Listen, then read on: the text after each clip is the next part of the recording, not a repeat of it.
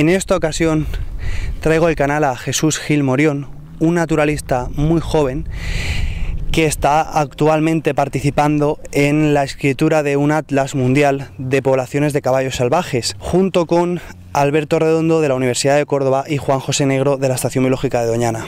Jesús, como decía, es muy joven, pero lleva muchísimos años en el mundo de la conservación. De hecho, empezó a colaborar en el Zoo de Jerez en la adolescencia y ha sido a través de este trabajo, sobre todo de la divulgación, que ha conocido a otros naturalistas importantes como Benigno Varillas, que es quien nos puso en contacto. Jesús y yo hace poco organizamos unas charlas en la Universidad de Extremadura y en esa misma ocasión aprovechamos para hacer el reportaje de Lucy Rees.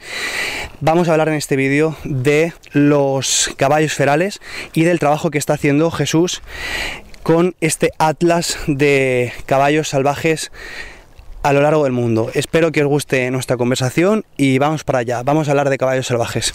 Bueno, pues después de pasar el día con Lucy, de una jornadita interesante en la que hemos visto los potocas, se han planteado varios temas y muy en especial se ha planteado uno, que es que el mundo está lleno de poblaciones de caballos ferales en lugares, en muchas ocasiones, donde está causando disrupciones ecológicas y no tiene sentido por el desarrollo, ¿no?, por la evolución de los ecosistemas que estén estos animales, que ha llevado el ser humano claramente.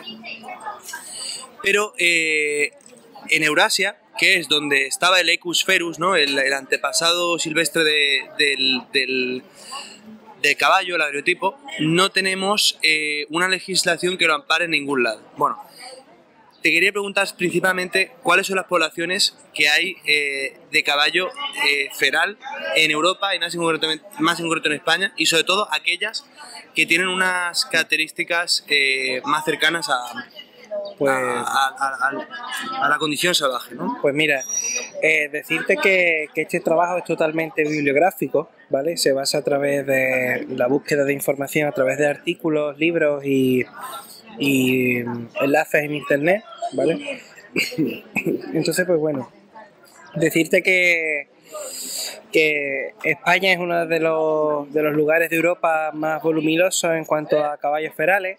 En general, a nivel mundial, hemos encontrado aproximadamente unas 400 poblaciones de caballos asilvestrados, de caballos ferales, que es un gran dato, y que se resumen en aproximadamente unas 100 razas y grupos de caballos ferales. Hay que decir que no es lo mismo raza que grupo, porque la raza está constatada, tiene un origen ya descrito, mientras que un grupo, hablamos de literalmente una banda aislada de caballos en un lugar determinado, ¿no? España, la verdad es que es un sitio muy rico, sobre todo desde el punto de vista biodiverso, con quien vive el caballo y el ecosistema en el que habita. Podemos encontrarlo dentro del ecosistema mediterráneo en zonas de humedales como es el Parque Nacional de Doñana, en el que se encuentran el caballo de la retuerta, que creo que es el caballo feral por excelencia ibérico, junto con el Sorraya, y dentro de Doñana podemos encontrarlo con el marismeño. Y así por el norte de España podemos encontrar diferentes poblaciones, como diferentes razas, como por ejemplo pueden ser el caballo gallego, también está el garrano portugués, que está muy cerquita, el losino, el asturcón, el potoca, el monchino. Todo este grupo de caballos son los cantábrico-pirenaicos, ¿no? Es un grupo más de... o menos, sí, son los que descienden de los celtas, ¿no? De los celtas, son caballos habitualmente de bajo porte, ¿no? Ponis de una alzada de en torno a 1,50 m, ¿no? Efectivamente, inferior al 1,50 m o 45, y son conocidos normalmente por su robustez, es decir, por su capacidad de vivir en alta montaña, a unas condiciones climáticas bastante duras, aguantan muy bien el frío. Entonces pues son animales que también se utilizan en algunos casos también para carne, ¿no? Cosa que al sur de España está prohibido, por ejemplo, el consumo. Entonces pues es una característica muy importante el tema de aguantar fuertes temperaturas climáticas, porque eso nos hace ver que el caballo es un animal que es capaz de sobrevivir en cualquier medio, ¿vale? Yo creo que, por ejemplo, un gran caso es el caballo de Przewalski. Al fin y al cabo es el caballo feral más antiguo del planeta, se domesticó hace unos 5.500 años aproximadamente por la etnia Botai. Botai, sí. Aunque se pensaba hace muy poco que era el último caballo salvaje, pero por desgracia tenemos que decir que ya no quedan caballos salvajes como tal en libertad. Y entonces, bueno, hablo del Przewalski porque es un animal que se adapta a muchos tipos, a todos los tipos de costumbres. Los Equus ferus, diríamos, el agriotipo que dio como resultado a todas las razas de caballos de la actualidad. Este lo hemos perdido, ¿no? Claro, claro. Pensábamos que el Przewalski, ¿no? Por concretar, sí que era un caballo que nunca había sufrido domesticación, pero ahora la genética, los análisis genéticos nos han dicho que no es así. No, que a través de registros fósiles se ha datado que no. Sin embargo, las razas que tenemos en la península ibérica, volviendo otra vez para acá, muchas de ellas llevan miles de años en formas de aprovechamiento que no encajan con la domesticación tal y como entendemos. Claro, totalmente. Hablamos de animales que están siempre viviendo en el campo, que solamente se recogen un par de veces al año, ven al hombre y se asustan. Ajá. Entonces, sobreviven solos. Normalmente hay un semental y vive con un pequeño grupo de hembras, ¿vale? Entonces solamente ven al hombre a lo mejor una vez a la semana en el caso de que tenga aprovechamiento ganadero, pero si no es así, si es desde un punto de vista más forestal o conservacionista, ¿no? Como es el caballo de las retuertas, pues claro, hablamos de un animal que prácticamente el contacto con el hombre es mínimo, por no decir nulo, ¿no? Entonces, bueno, la capacidad adaptativa de estos animales, como estabas comentando, es increíble, ¿no? Desde caballos acostumbrados a humedales, caballos de alta montaña como los que hemos visto con Lucy, ¿no? Que se adaptan a un brezal, ¿no? Donde apenas tienen pastos, caballos prácticamente todos los hábitats de Eurasia, los caballos desarrollan las adaptaciones que les van a permitir totalmente. Tanto comportamentales como físicas. Totalmente. ¿No? El tema de la adaptación de los caballos es algo admirable y que hay diversos estudios que hablan de ello, porque claro, el origen feral puede ser por abandono, puede ser porque estos animales hayan escapado. Entonces es increíble el poder tú registrar, por ejemplo, que tenemos caballos en diferentes islas a lo largo de Europa, por ejemplo, ¿no? Ahora con el tema de la guerra y tal, en Rusia, por ejemplo, hay caballos que viven en islas y se han adaptado a las condiciones mínimas para sobrevivir y se siguen reproduciendo. Pero es cierto que en este caso, al haber mayor salinidad en el agua, hace falta ayuda humana para su supervivencia. Pero sin embargo, esos caballos... pero estás hablando literalmente de unos caballos que viven en una isla en Rusia, la isla de Rostov. Sí. Hay muchos animales que viven en islas. Por ejemplo, en la Camarga francesa tengo entendido que los caballos también tienen una tolerancia a aguas salinas muy superior, ¿no? Que, sí, también. O sea, como son capaces de beber aguas con una salinidad muy superior a la del resto de caballos. También. Es decir, las adaptaciones son... es muy fuerte, pero eso, por ejemplo, son lo que tú dices, excepciones de excepciones. Una particularidad en cuanto a la adaptación de ecosistemas es que estamos acostumbrados, por ejemplo, al caballo de las retuertas, esa zona de humedal, pero a lo largo de ir encontrando poblaciones de caballos, te das cuenta que prácticamente en todos los continentes hay un caballo que vive en las mismas condiciones climatológicas de humedad que vive un caballo de las retuertas. Eso es muy interesante. ¿Quién me diría a mí que en África, mejor dicho, y concretamente en Sudáfrica, habría un caballo que vive igual que las condiciones que un caballo de la retuerta? O sea, igual. Entonces, pues el tema de la adaptación de los caballos al medio es increíble. Yo, sobre todo, los que más admiro son, por ejemplo, el caballo que podemos encontrar en Tanzania, en Namibia, disculpadme, Después también En el está... desierto de Namibia. Sí, en el desierto de Namibia. Después también hay una maravilla que... Bueno, te la voy a dejar para después, porque seguro que vamos a acabar hablando de depredadores. Y después, por ejemplo, tenemos los caballos de la isla de Delft, en Sri Lanka, o sea, un país que prácticamente tiene un índice demográfico igual que Andalucía, 8 millones. Y donde la biodiversidad está en una situación bastante crítica, pues en una islita al lado hay un grupo de caballos que descienden de los portugueses.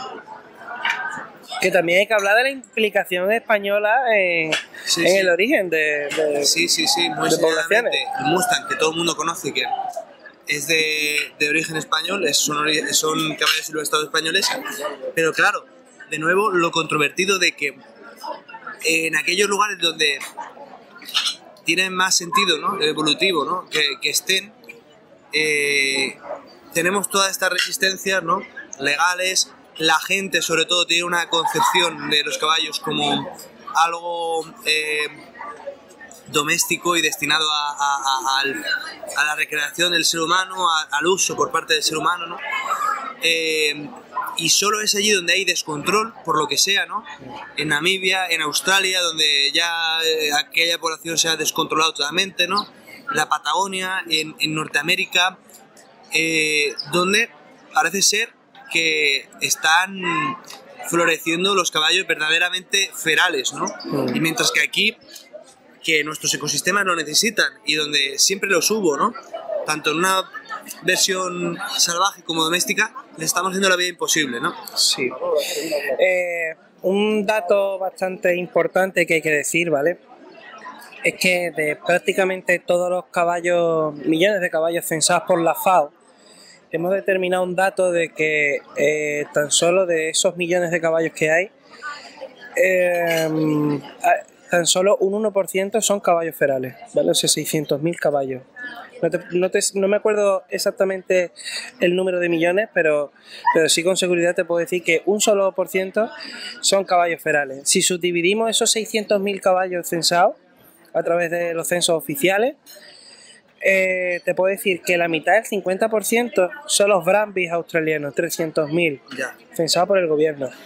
Esas son situaciones en las que ahí, por ejemplo, hay que actuar, pero se puede actuar de mejor manera, porque es cierto que las diferentes autoridades internacionales están creando programas de adopción, programas de esterilización, pero siguen habiendo algunos métodos bastante poco usuales. Y eso realmente, para una sociedad en la que vivimos, que cualquier noticia de naturaleza, digamos que está en grave peligro de extinción porque muchas veces no se aporta la información correcta, pues claro, cualquier acto que pueda sonar bárbaro se va a mostrar de manera brutal en ese medio, ¿no? Entonces, por ejemplo, en los Estados Unidos ocurre lo mismo. Sí. Hablamos que hay 77.000 Mustang y desde un helicóptero pues algunos los abaten, ¿no? Y también muchas veces por la irresponsabilidad de no estudiar por qué a lo mejor ha ocurrido una catástrofe, como puede ser un incendio, ¿vale? Hubo un caso de una población de 90 Mustang en la zona del oeste, en la que el Estado no encontró las medidas que provocaron ese fuerte incendio, porque fue un fuerte incendio, y lo que hicieron fue abatir a toda la banda de Mustang, que eran 90, entre ellos un ejemplar muy conocido que era Picasso. Porque ese incendio había provocado su movimiento, ¿no? Claro. Había provocado que se moviesen de una región, claro, entonces, y invadiesen otra, ¿no? Y entonces le echaron la culpa. Hay un fuerte activismo en Estados Unidos con las poblaciones de Mustang, pero claro, es que en la zona donde tiene presencia no hay depredadores que puedan combatirlo, claro, como hablamos en el mismo caso de Australia. Entonces, claro, la población no hace más que crecer exponencialmente.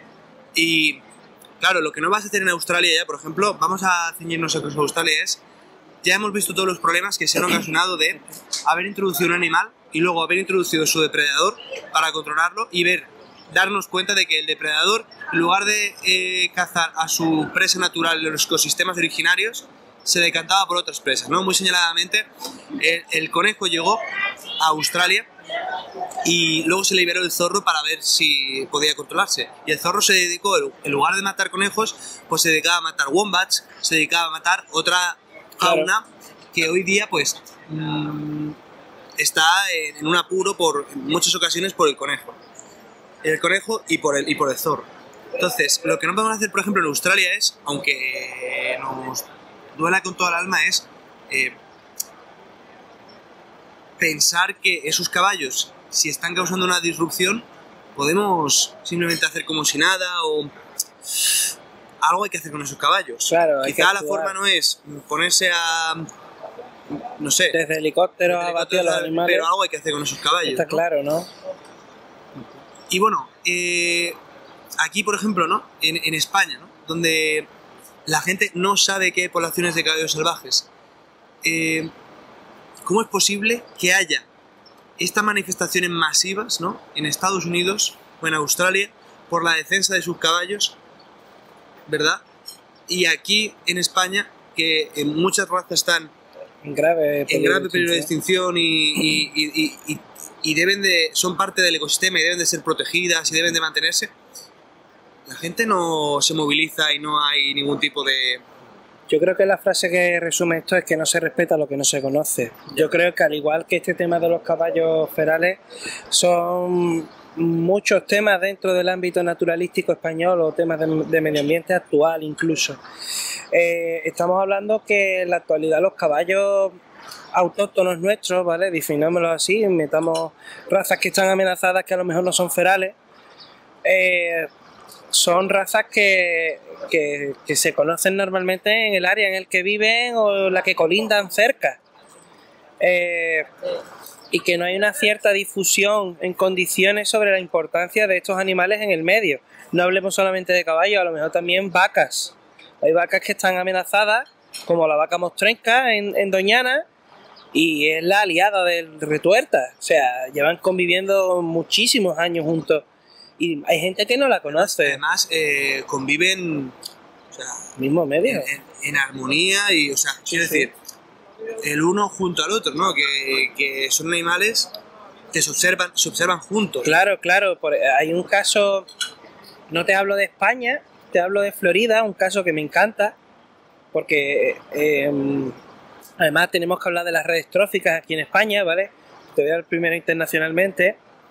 Hay un parque nacional en Florida en el que conviven bisontes, que lo reintroducieron en el año 75 porque se extinguió hace muchos años, hicieron rewilding allí. En ese mismo lugar hay caballos autóctonos descendientes de los caballos españoles, llevados allí por los colonos, y hay caimanes, caimán del Mississippi, o sea, dime tú, o sea, eso no lo hay en ninguna parte del planeta. Entonces aquí en España pasa más o menos algo así.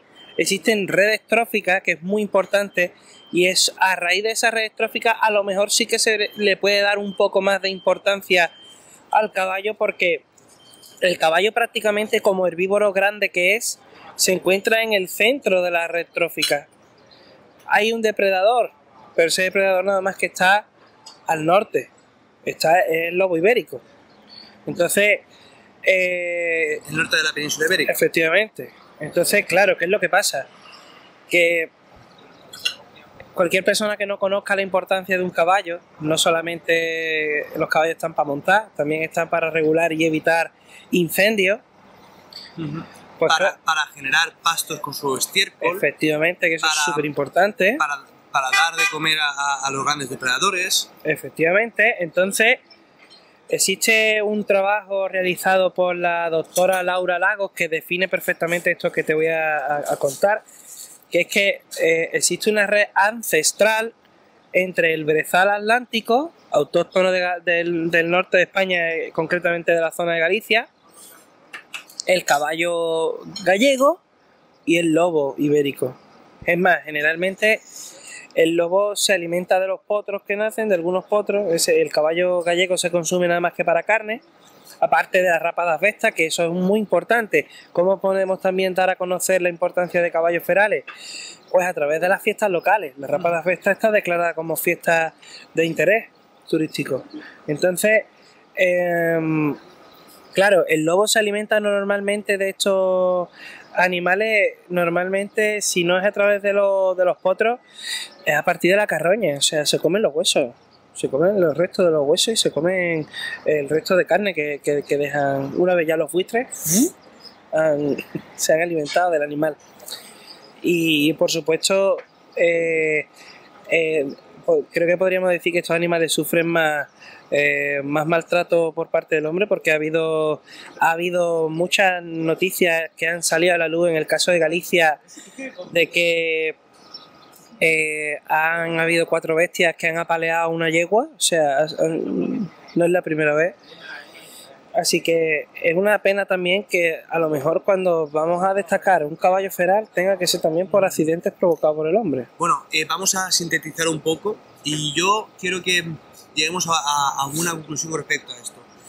En el mundo hay unos 6 millones de caballos que tengamos registrados, de los cuales solo un 1%, es decir, unos 600.000, son ferales, es decir, viven sin la atención del hombre, que no necesitan del ser humano, básicamente, para sobrevivir.